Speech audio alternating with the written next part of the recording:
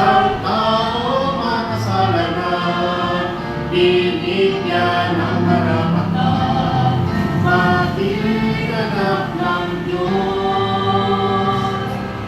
Mula nang tanggapin ko si Jesus, ang buhay ko'y binago niya, o ano aking tuwa.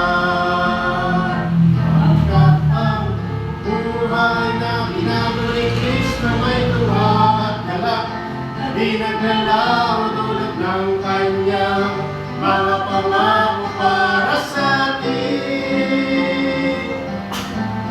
Laging umalalahanin ang pag-ibig niyang alay, ang dulot nito'y galak sa ating buhay.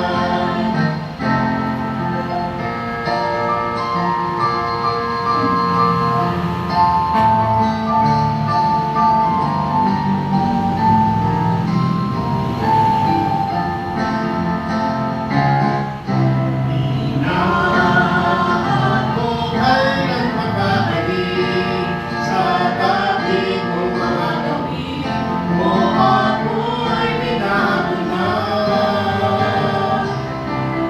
Di na ako mamamamatay, ang buhay ko'y tiyak, o ano aking galak. Pagkat ang buhay na binago ni Kristo may tuwa at galak, na di naglalaho dulot ng kanyang mga pangako para sa atin.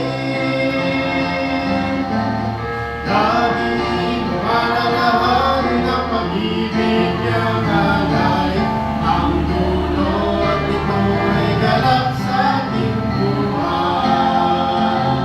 Pagkat ang buhay na binago ni Kristo may tuwa